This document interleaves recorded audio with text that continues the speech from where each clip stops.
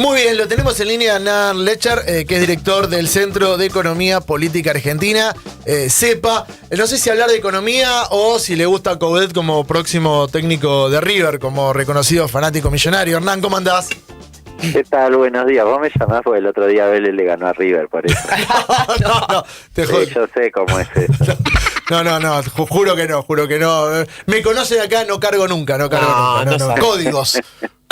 Además no tienen de nietos, ¿o no? Ah, bueno. Sí, sí, puede ser. River no tiene. Bueno, veremos con Coudet qué onda. ¿Qué pasa Pero con el Chacho? no me quiero hacer expectativas. Che, está muy lindo River. Ayer tuve un evento en River y la verdad hacía bastante que en realidad iba del otro lado, porque generalmente cuando iba a hacer las notas iba para el otro lado y la verdad que me sorprendió. Estuve en el Zoom, en diferentes lugares, la verdad que felicito, porque históricamente siempre ha estado un paso adelante y lo sigue estando. Bueno, el tema futbolístico es otro. Pero no te llamamos por esto, Hernán, más allá de la victoria en su momento de Vélez y el cambio del técnico. Venimos leyendo muchas notas que tienen que ver con... Nos atrasamos con las expensas, morosidad de los papás con el colegio, los créditos que se piden, esos créditos que te da una base de efectivo no sé cuánto y te dan plata en el momento, que después hay que levantarlo, y ahora altas tasas de interés. 1 de cada 4 personas tiene deuda atrasada con bancos y billeteras virtuales, ¿es así? Sí, estás en el orden del 25%. En realidad, los datos de la morosidad, lo que se llama irregularidad, ratio de irregularidad de las familias, las empresas también, pero en una magnitud mucho menor, pero en el caso de las familias, tanto con entidades financieras como en entidades no financieras, como el caso que acabas de poner, en los dos niveles está en niveles récord. En el caso de entidades no financieras está en el orden del 25% de morosidad, un nivel tremendo, que además te come una parte importante de tu salario, y en el caso de las entidades bancarias, llegó a tocar prácticamente el 10% en el último mes, en el mes de enero.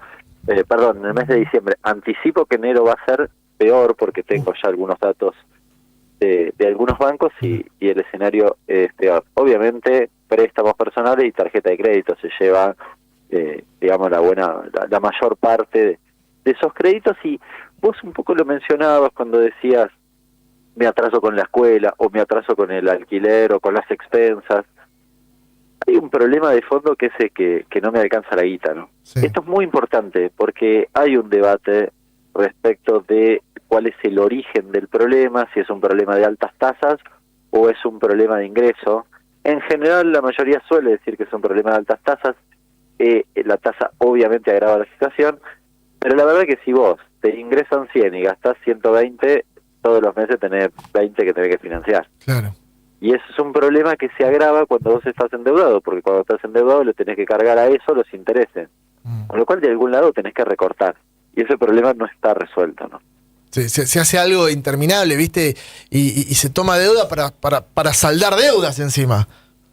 Sí, ayer me escribía, mira, por Instagram, yo hice un posteo y me escribía una chica justamente eso, me decía, mira, yo tenía un crédito de los de efectivo ya y demás, y lo bancaricé, claro, bajó la tasa sensiblemente, imagínate que puede estar una tasa nominal de arriba de 300, incluso, no sé, en algunos préstamos de ese tipo puede ser del orden del 400%, y en una entidad bancaria lo bajaste a 180.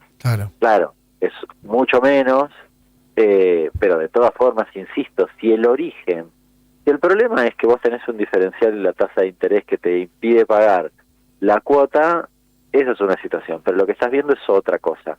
En los datos, fíjate, en los datos de irregularidad de entidades no bancarias, la mayor parte de los créditos, te diría el 70%, está concentrado en créditos de hasta 1 millón de pesos. Es decir, yo saqué 1 millón de pesos no para comprarme un auto. No, claro. Saqué 1 millón de pesos para tapar un agujero que tenía con la luz, con el supermercado, bueno, alguna cosa de la vida cotidiana. Por eso el origen es muy importante. Y a esta altura, Álvaro, te digo que empieza a ser un problema sistémico. ¿A qué me refiero? Primero, no es un problema de un banco en particular. Y segundo, te pone un piso a la tasa, porque ¿cómo funciona esto? Si mucha gente no pagamos, supongamos un crédito, el banco termina cargándole a los que pagan con un poco más de tasa. Entonces, la tasa encuentra un piso para bajar, que es justamente la irregularidad de los que no pagan. Y se vuelve un esquema difícil de saldar, ya no solo pensando en la familia, sino también en la lógica bancaria. La frase "no hay plata en la calle" la venís escuchando hace mucho, ¿no? Sí, eso sí, de nuevo, se ha agravado en el último tiempo. Sí. Te diría sobre todo por algo que hoy vemos de manera muy cotidiana, que es que, y que lo vimos con Fate el otro día, que tenés despidos, mucho despido, y eso, aunque vayas a hacer Uber, te precariza tu ingreso naturalmente, con lo cual, sí. Yo te diría, mira, nosotros lo hacemos en América los domingos con GPS. Sí. Habitualmente hay una encuesta que le preguntamos a la gente, bueno, ¿llegás a fin de mes o alguna cosa vinculada a la cuestión económica? Te diría que el 98% de la gente dice que tiene problemas económicos.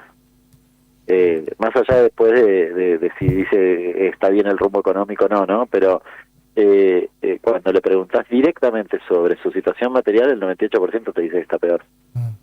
Vos sabés que con relación a esto que marcás, y viste que está el tema, la ropa cara, la ropa barata, el precio, y charlando con personas de la industria textil, le decís, es por la ropa, el precio, dice, mira, yo creo que ya no es el precio, sino que la gente no tiene plata para gastarla, porque han bajado o ahora traen importada, y los importadores al final no están vendiendo y han bajado hasta los precios de la ropa importada que han traído. Esa situación se siente y en notoria es un poco esta cadena de la que arrancamos nosotros, la deuda que se toma, ¿no?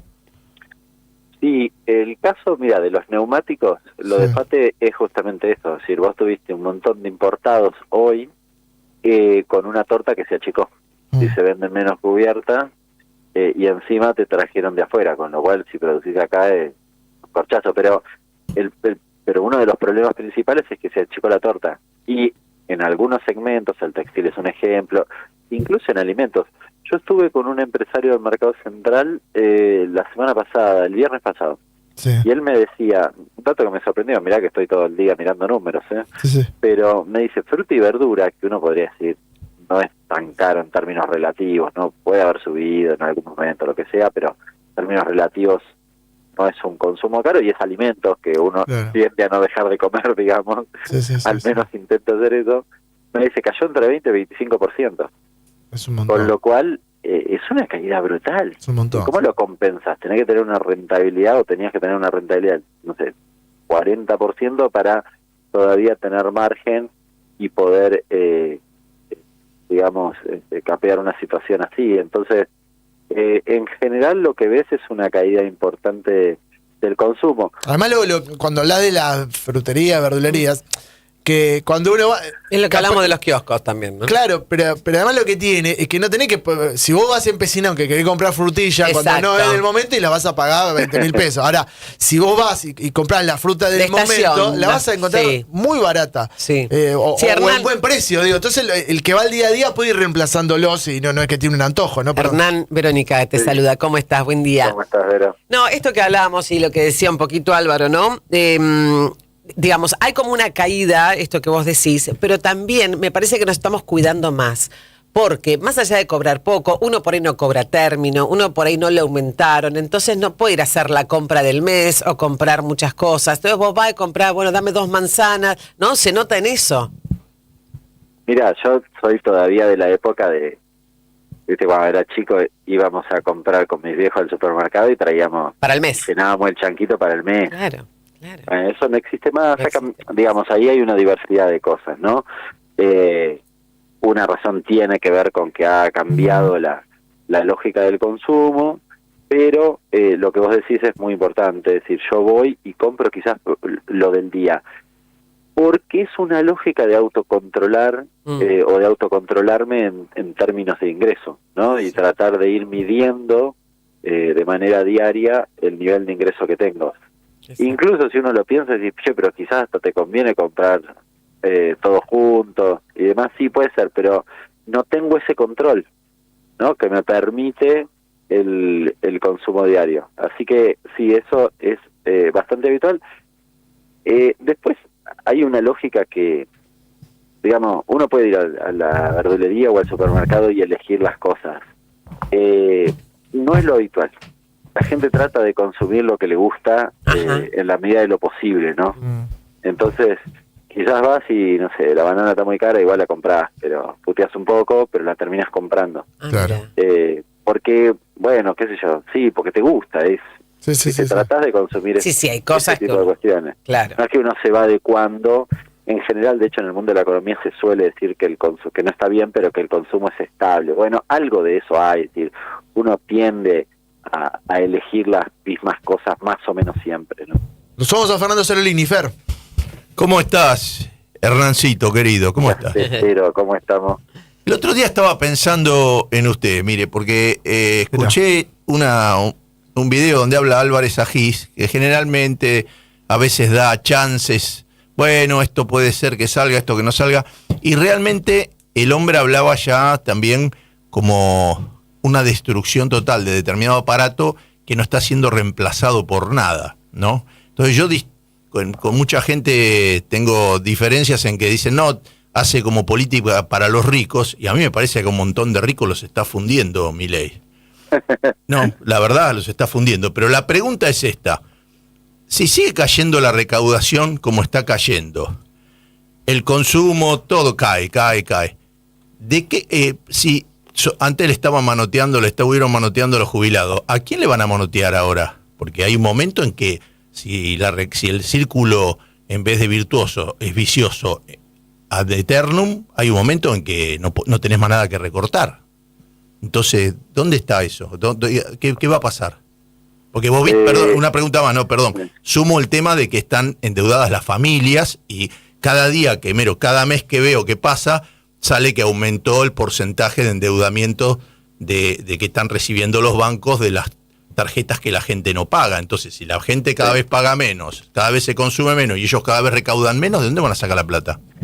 Eso recién lo hablábamos, como el origen del endeudamiento de las familias es que no me alcanza la guita y tomar una deuda me hace incluir un cargo más en mi gasto, termino consumiendo menos. De algún lado tengo que recortar, o no pago el crédito, ¿no? Digamos que también es una de las expresiones que veíamos. Claro. Y todo eso genera efectivamente una caída de la recaudación.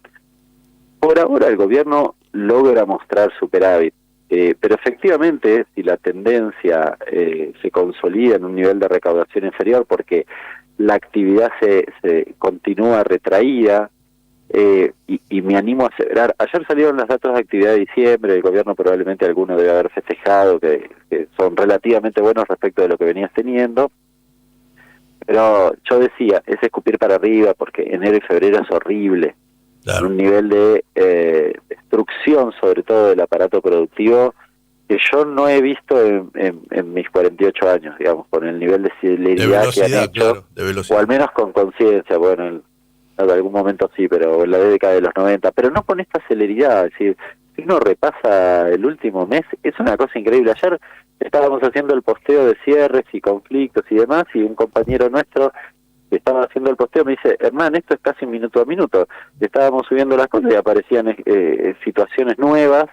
Pero además, muchas, paradójicamente, porque están hablando, porque eso tratan de explicar algunos economistas que bancan el modelo, entonces dicen, bueno, la Argentina va a cambiar de matriz, va a ser otro país, otra concepción, va a ser fuerte el campo, va a ser fuerte el tema del combustible y la minería. Ahora, la cantidad de empresas grandes del campo que están en convocatoria de acreedores y tambos que están quebrando y empresas que están dedicadas al agro como las casas de tractores y todo eso, la verdad, ¿no? Entonces, ¿cómo es? Si eso tendría que andar bien, eso estaría dentro del sector que va a quedar y eso también se está destruyendo. Sí, igual no se compensa una cosa con la otra tampoco, ¿no? Pero efectivamente en el sector agropecuario, que se supone que debería ser un agraciado, no le está yendo bien, pero porque además, ni siquiera en el sector minero finalmente vas a poner las máquinas vos van a venir de afuera. Con lo cual, Es un engaño pichanga eso. El gobierno esto de la destrucción creativa es una estupidez flagrante. Pero quería volver a la cuestión de la recaudación, porque es importante. Si efectivamente se cae la recaudación y el gobierno encuentra que tiene que seguir haciendo un ajuste, muchas opciones no tiene. Puede seguir echando gente del sector público, pero ya es un poco más difícil. Tiene los subsidios para recortar. En enero no se animó a hacerlo demasiado. Vamos a ver qué pasa en febrero y marzo, pero porque eso te pega fuerte sobre inflación. Y después tenés los jubilados, que están abonados siempre, digamos, en ese esquema, ¿no? ¿Y cómo le van a sacar si a la ley no la pueden cambiar de nuevo? No le pueden cambiar la ley. Pueden tratar de... Sí. Pueden eliminar el bono, ¿no? Todavía tienen un mango ahí. Así que opciones... Bueno, ya sería mucho. Bueno, sí. Yo lo que digo es las formas que podrían hacer. También pueden modificar la ley.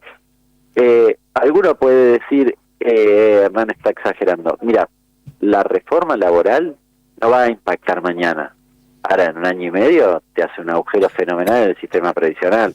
Claro, que va a ser terrible. Dentro de 6 meses se están proponiendo AFJP de nuevo, cuenta individual, porque la guita no alcanza. Pero de acá a la China que va a pasar eso. Así que si alguno piensa que mi comentario recién era muy loco... Yo te voy a decir que hacía 10 años que no iba al Uruguay, 10 años que no pisaba el Uruguay, y fui de vacaciones nuevamente al Uruguay, y por primera vez sentí, siempre que iba, me pareció un país bello, me encanta la costa uruguaya, pero es como un país de servicios y muy tranquilo, muy poco productivo. Por primera vez sentí que el Uruguay está más productivo que la Argentina. Me sentía en un país que crece.